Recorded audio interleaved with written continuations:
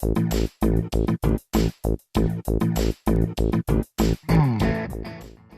know, and the day you as an individual or you as a company say, I'm empathic enough, is the day you stop being empathic.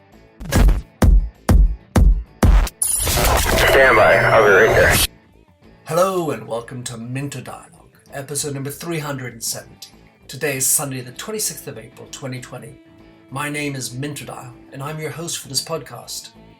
This week's interview is with Belinda Parmar, OBE, founder and CEO of the Empathy business, which was formerly known as Lady Geek, helping to bring empathy into business. In this conversation with Belinda, we discuss the state of empathy, what it is, how it can help business, and what it is to be empathy in residence in businesses such as Centrica and MediaCom. We also look at her pioneering work on the Empathy Index. You'll find all the show notes on minterdial.com. Please think to rate us if you like the show, and don't forget to subscribe in order to catch all the following episodes. Now for the inspiring interview. Belinda Parmar, I am so glad to have you on. Wow, I feel like I've been tracking you and stalking you online and reading so much about what you are up to. In your own words, Belinda, how would you like to introduce yourself? Well, firstly, thank you so much for inviting me. I'm very privileged to be here and talk about empathy. I am, as you say, I kind of think I'm like a company doctor in empathy. So I go into big companies and I look at the organization, I look at the leadership, the communications, and even the way they answer the phones, and try and bring more empathy into the culture. It's been a brilliant journey. I can only imagine, but I'd like you to tell us more. And specifically what I'd love you to tell us is how you got into this and maybe what was the moment that sort of sparked this creation and founding of your company? Well, it was an evolution. There was no kind of aha epiphany moment, I guess, like many people, even though I'd like there to have been one. I used to run a company called Lady Geek, which was a much cooler name than the empathy business. No. It's about getting more women into tech. And I would go into these tech companies. I worked in advertising for a long time. I was always given the tech accounts because no one wanted them, you know, the IBMs, the HPs. Nobody thought tech was sexy then. And I just got an interest in tech. And then I realized that many of the women working in technology were not actually creating products. So, you know, every time I'd go and speak to a tech company, I'd say, okay, great, can I speak to some of the women in the organization? And they would say, well, you can speak to somebody in HR or a PA or someone in marketing. And these companies, so these were big mobile operators, manufacturers of products, they wanted to sell to women, but they weren't actually getting women to create the products or have any input in the design process. So that company started, and that was great. And then we started working with Telefonica, and a lot of the sales training we were doing was around women. And a lot of the men in the organization said to us, well, why can't we do this? You know, we want to sell more to women. We want more empathic cultures. Why wouldn't they? So that happened. And then also we experienced in companies, quite a few women who were quite resistant to the concept of anything that was, obviously the name was Lady Geek, that was female only. And these were very successful women. And this was pre-Me Too movement. So that was an issue. They didn't want to be ghettoized. And then the final thing was that actually the budgets we were getting, you know, when you talk about women only, I mean, I remember having a conversation with the CEO of a car company and saying to him, we'd like to help you kind of with your strategies for women. And he would say, I remember just like, oh, what, that niche audience. I remember him calling women a niche audience. And I was like, 51% of the population is not a niche audience.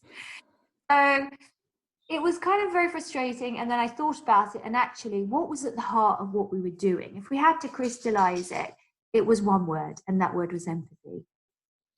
And at a similar time, a bank had decided that they needed to be more empathic, and the business kind of developed with them, and it became the empathy business. So, wow, what a great story. And Belinda, that's very similar to me in my path. I can feel like there were layers that came on. And the other thing that I related to in what you're talking about is you were working in an organization with men who wanted to sell to women, because that's exactly what I was living, except in a totally different area in cosmetics. That's brilliant. So you saw empathy as an opportunity. I was wondering from your perspective, Belinda, and of course you did that amazing empathy index. To what extent do you believe that empathy is moving up or down, and how pressing is the need to get it into business? Well, I think in terms of the need to get it into business is greater than ever. I think we need to bring our humanity to work. And what we're seeing with COVID-19, we're seeing a revolution, an empathy revolution brewing. How that will manifest itself is something I'm exploring. But we're seeing that with people's personal and work lives blend in a way that they've never blended before. I've had calls with CEOs who have, shown me and their top team a bit of their house. They've introduced their pets. They've kind of introduced therapeutic icebreakers at the beginning of the meetings. And these are very introverted CEOs. So I think what we're seeing is a bigger need, and technology is helping us revolutionize that. Now, as you know, I'm a fan of technology, but I've also been a big critic of technology in terms of tech addiction. But what I want to see from technology is it's serving humanity in a way that I feel that it's not now. So I think there's a big opportunity with everything that's going on now. We've never needed more empathy than we need now. So you're seeing in this crisis, this opportunity, because we're allowing more dogs into our lives, we're allowing more personal elements into the workspace. And when you're dealing with CEOs, Belinda, because you, like I, have been talking to executives about this idea of empathy, to what extent is what are the blockers of empathy, and to what extent would you say that it's the inability to access the personal elements of life in business that block a lot of companies and executives in having more empathy in their day-to-day operation at work? I think that's totally right. I think for many people, for many CEOs, and most of them are male, 95% of the FTSE 100 is run by men. And I think for many men, they don't see vulnerability and humanity as a strength. And for me, there is a lot of strength in vulnerability. There's a lot of strength in empathy. I call empathy a soft power. I can't bear the word soft skill. Soft skill is feminine. It's not valued in the organization. So I think that there are blocks, there are emotional blocks, there are things that we measure. We are still driven by short-term shareholder expectations. And, how many times is empathy mentioned at a board meeting? Not very many still. So what I'm hoping is that this kind of crisis, that there will be a bigger catalyst for change. And we know that out of conflict, as you know from the previous books you've written, there are many wonderful things that come out. And that's what I want to transform. I want to transform the world of work. And I'm doing that one kind of empathy nudge at a time. So you're an author of 2 books, of course, or at least that I know of. Little Miss Geek and the Empathy Era is the one that of course paid more attention to. Getting it to relate to profit. The challenge with sort of trying to get change or this soft power into the organization is that it's not something that happens overnight. So how do you go about encouraging empathy in an organization? And what are the tools, tricks, and ideas that you have that help an organization to move into being more empathic? Well, you can't manage something if you don't measure it. So we've developed a framework called Embrace, which looks at what does empathy really mean? It's one of those very, soft and fluffy words, but actually you can measure it. And we've broken it down into 7 factors. We've looked at things like empowerment. So embrace is the model, E is for empowerment, M is for meaning, B is for belonging, R is for reassurance, A is for authenticity, and C is for collaboration, and E is for ethics. Now, that's a really concrete way of saying, right, if we want to be more empathic as a company, we need to look at where is our biggest empathy gap. So I see my role as a company doctor. We go into the company and say, against our model, against our embrace model, we're going to measure you across these 7 factors. And we're going to find out where is your deficit and where is your strength. So for one financial organization, empowerment was their biggest weakness.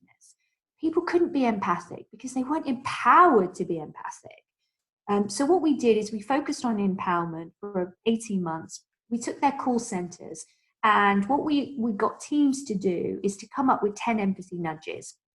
And they were really small things. We gave them an empathy fund. So if they were talking to a customer and the customer had an issue and they wanted to resolve it, they had a bit of money that they could use in either thanking the customer or, sending the customer something that was reflective of their life. So we used the deficit to really start making these very small changes across the organization. We also changed the language. So empathy and language is really, really key. So one organization, they called their headquarters, head office, for example. Now that head office was serving those people in the branches. Now head office implies superiority. So what we did is we changed the name to support hub. And that was crucial because that then redefined the role of head office to support the branches. So we look at everything from language. We look at the meeting culture. We measure the amount of time senior people versus junior people are speaking in meetings. Because you don't want all your senior people talking all the time because you're creating a culture of deference. So we have lots of ways we measure, ways we observe, and we bring that into what we call the diagnostic audit, which is kind of like holding a mirror up in the same way you'd hold it up to yourself. We hold a mirror up to the organization. And that takes about 6 weeks to really identify where are the things we should work on. And then we'll work with the company for the next year or so to kind of make those changes. Well, I love that embrace idea. Of course, it's a beautiful word as well. And I couldn't help but think that the empowerment idea that this team brought up, first of all, the fact that it's broken down into little pieces, that is so symptomatic of a properly empathic organization because it counts in the little things. And in the way you explain the empowerment idea is this sort of agency fund. You gave them agency to operate as adults. And that really is just about understanding how we operate. I think that's true. And I think many big organizations, even smaller ones actually, they operate a very parent-child culture. And that is very detrimental to innovation, to empathy and empowerment and belonging. And that is a real issue. And it's really understanding how does that parent culture manifest itself? Even right down to, and you'll think this is crazy, but right down to the rules they have in the bathroom. I mean, I have been in offices literally tell you how to wash your hands. So this is how you pee. yeah, whatever. They will tell you how to wash their hands. Now, obviously, during COVID, we need that advice. That's true. It's pre-COVID. They will tell you how to wash your hands in the most patronizing kind of way. And it all feeds into this very much command and control. Now, no one wants to work like that anymore. The next generation, if you're managing at work, you're managing 5 different generations. We see the younger generations, they come in, they won't put up with that parent-child culture. So we use empathy as a tool, as a catalyst to put a new lens on the organization. And we very much, as you say, we very much focus on the nudge. I call it the nudge, taken from behavioral science. And in one bank, we looked at 42 different nudges. And that aggregate impact is where you see the shifts in culture. And you need to measure that. You really do, because you can't manage something unless you measure it. I totally love that. And the fact you break it down into language and behaviors, that's what really culture is, along with the rights and other things like that. That's brilliant, Melinda. I really like that. When you talk about, well, let me just break into one other thing which you spark when you talk about the parent-child culture. In my exploration of empathy, I've now come across the different thoughts and, say, schools of empathy. And there's something that strikes me as very challenging, which we're particularly experiencing now, which is this what's called the close communications bias in the academic circles. And so it turns out that sometimes it's a lot easier to have a fresh slate and listen deeply to a stranger than it is to your nearest and dearest. So here we are in close quarters, and all we are communicating with our nearest, the closest. And when some companies talk about creating a family, you end up with baggage, longer relationships, and it becomes harder because you're bringing in some context and sometimes bad blood into your moment when you should be, with empathy, listening expressly to the emotions and thoughts and experiences that are happening now, and try to remove your ego, Excuse me. bless you, and your past experiences into the listening that you're doing. So is the question, what role does clarity and distance play in? Well, it's looking at this notion of parent-child in a business, which really means that close to family, this notion that we're actually together for many hours, therefore we get to know each other. It's not like a stranger. We're at work in a different context, but we kind of do get to know each other as much as we can, much as we know each other and the barriers that go into business, but we have these longer term relationships. And as we do in work, the challenge then becomes to strip out our ego and, let's say, past baggage, and know how to listen freshly to someone we've known for a long time. And I think it's hard. I think, active listening, which is a key part of empathy, is exhausting. It's absolutely exhausting. And there are going to be moments when you're not good at it. I'm not good at it, and there are moments when you're going to be really good at it. I think the thing is, you've got to make it part of the culture. You've got to reward people for it. Because often what I see in companies is they'll have empathy as a value, but then they won't reward against it. They'll reward against the delivery value or the agile value. So it's not just about having it and talking about it. It really is about measuring it and recognize it through the recognition system. And that's one thing I've done with the company I'm working with at the moment, actually. We've looked at their 5 values, and we looked at, and they have a recognition system where you choose one of the values and you recognize someone in the company. And the CEO now has committed to recognizing 10 people every week. Now, that is a nudge, but that has made a huge difference. You're sitting there, you work in customer operations, you get an email from the CEO just saying you've been recognized this week. But when we looked a bit deeper, we thought, brilliant, that's a fantastic nudge. But then we looked a bit deeper. He was recognizing all of the things that were about delivery. So a lot of if you really are serious about empathy, if you're serious about really doing this well, you have to break it down, but you have to look at every different aspect of it because it's complicated, and the day you as an individual or you as a company say, I'm empathic enough, is the day you stop being empathic. We are work in progress. You have to keep going and you have to keep trying. And it's hard. It's really hard. And sometimes it's exhausting. Yeah. The benefits are so great. And to your point, Belinda, and certainly I'm sure behind what you were just saying is something that I felt, aside from being a white male, which usually makes me, when I say generalizations being what they are, a little bit more challenged in this compartment, having written a book on empathy. And then sometimes my wife or someone in my family will say, well, Minter, that wasn't very empathic from coming from you. And, it is, as you say, a challenge to have that intense listening. And because the listening isn't just the words coming out of your mouth. It's about the tweaks around the mouth. It's the way the eyes, the body language, the hands, and all the other things that happen when you're listening that allow you to really understand what the other person's feeling and thinking. It is all of that. And a lot of the exercises we do are back to back. So you can practice empathy without having those cues. But the other thing is we only develop empathy skills. So the workshops we run are empathy in conflict. So it's very easy to show empathy to somebody you like.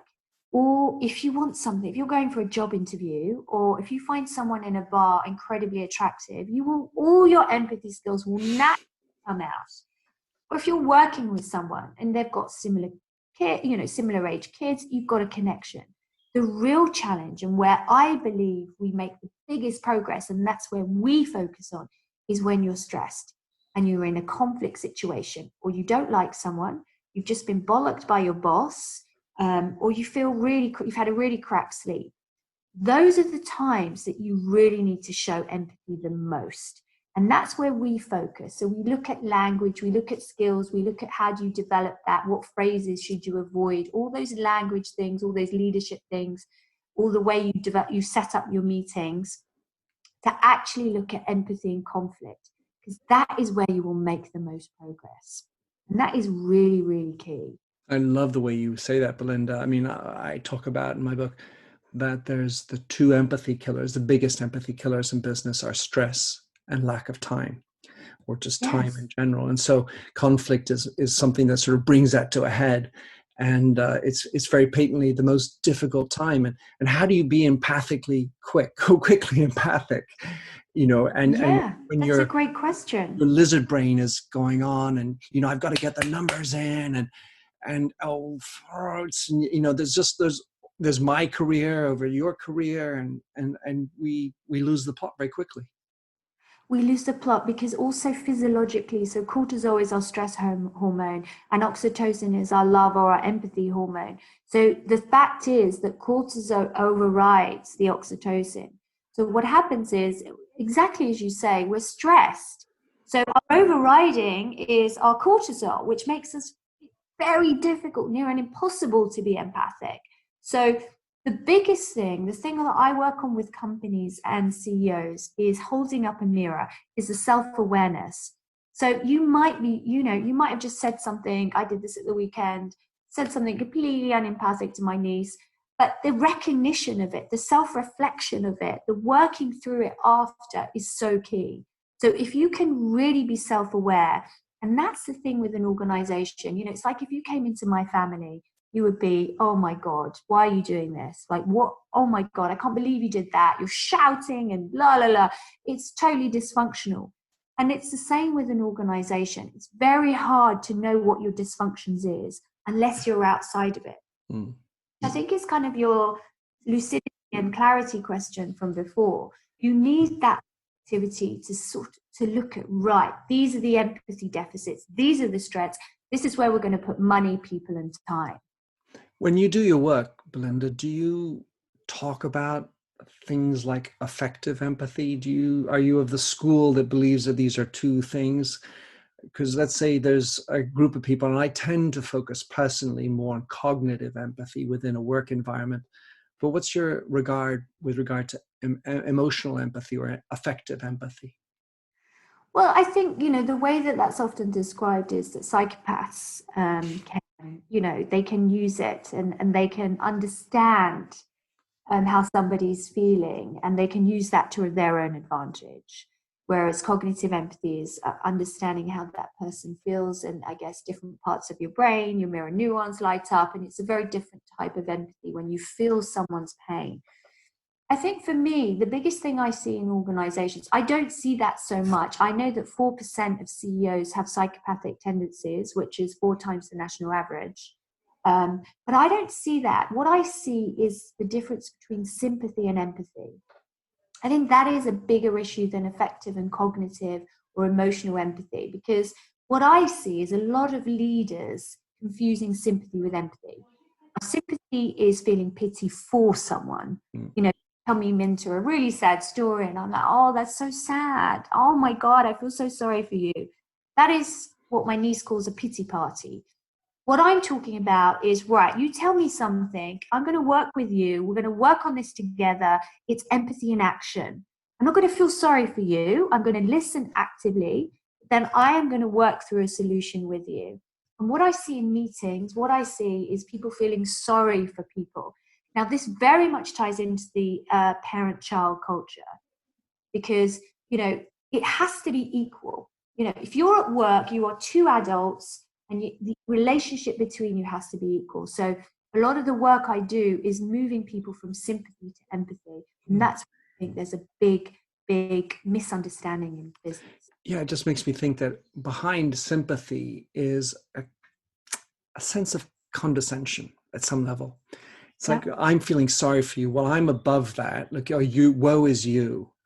And sometimes it can anyway be perceived as being condescending, whether or not the intention is there. So Belinda, you've written this, you published this article in the Harvard Business Review, and I don't know how many times I've seen it quoted about the empathy index that you did back in 2016 or 15.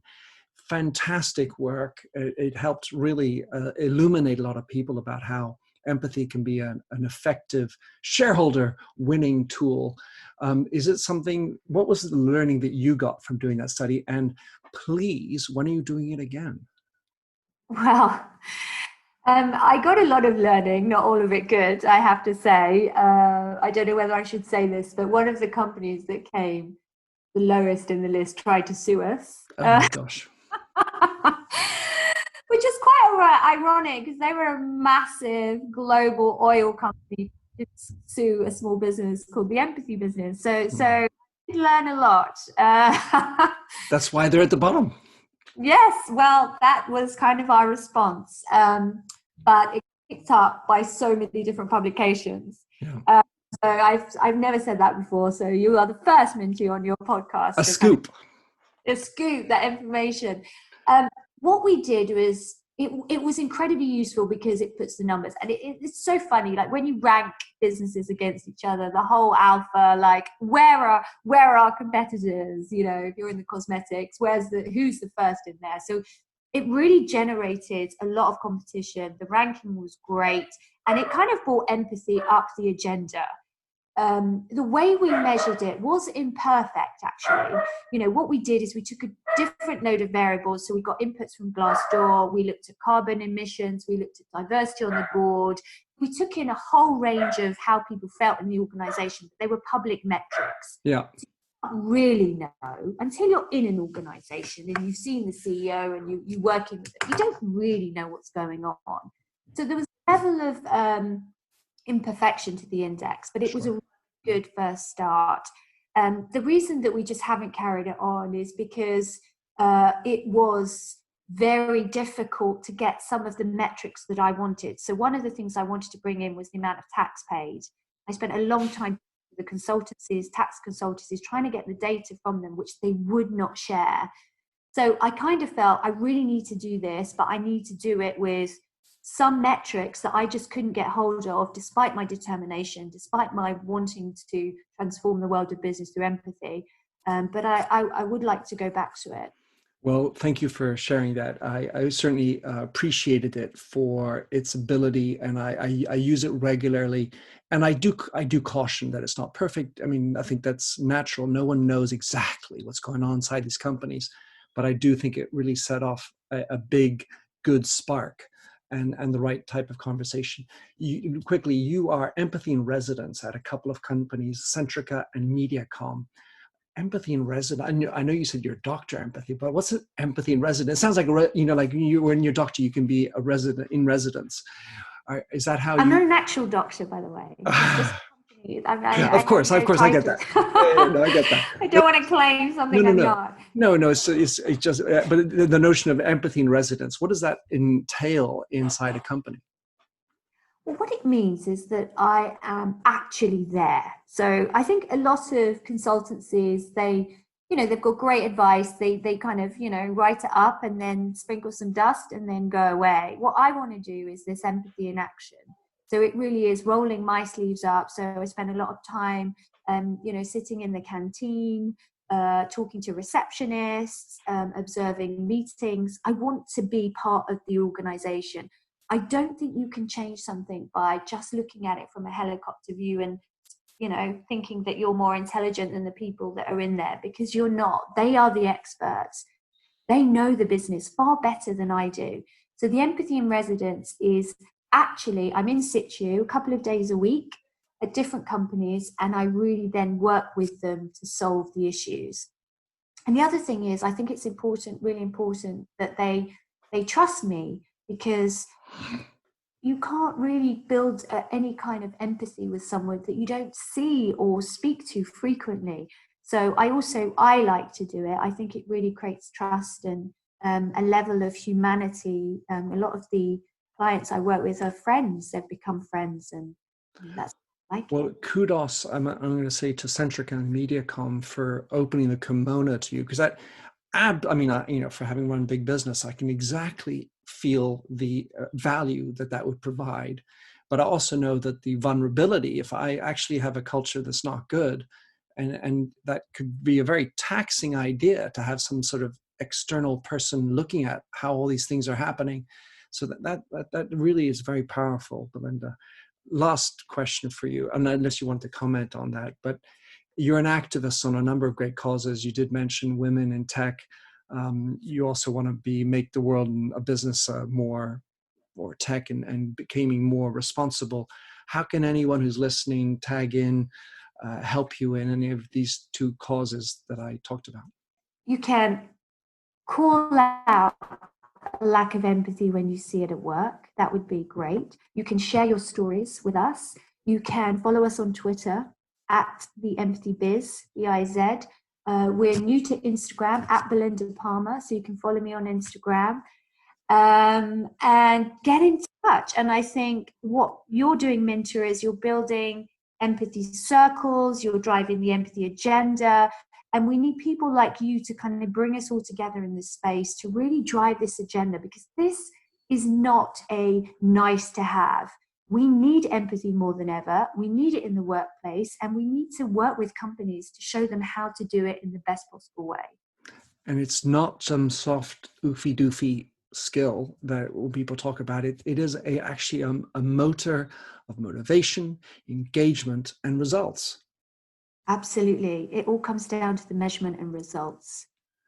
Embrace your way, Belinda. Thank you so much for coming on. I look forward to following you and helping you in any way I can. And do track Belinda Parmar and her Empathy Biz to all the listeners. Thanks a lot, Belinda. Thank you so much, Minter. I really enjoyed it. Thanks for having listened to this recording of the Minter Dialogue Show. You'll find the show notes and other blog posts on minterdial.com. If you enjoyed the show, please head over to iTunes to give a rating and review. And to finish, here's a song I wrote with Stephanie Singer, A Convinced Man.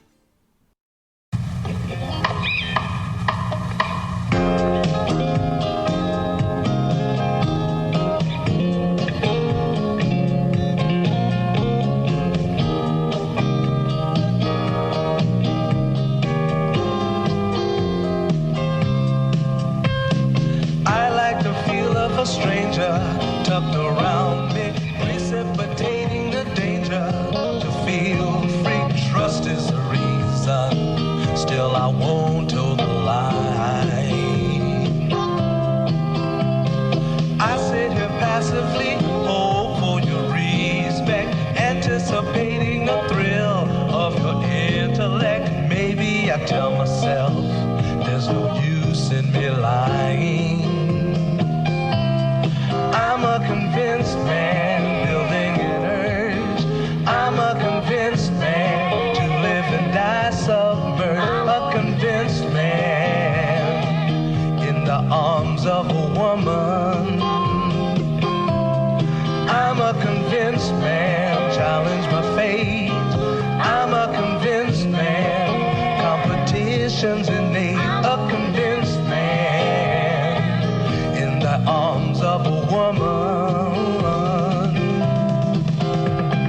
Despise revenges and struggle to see. Live for the challenge so life's not incomplete. What's what's wrong with challenge? I knew soon we all die. I like the feel of a stranger tucked around me, precipitating the danger. To feel free, trust in my reason, and let me show you why. I'm a convinced man, practicing my line.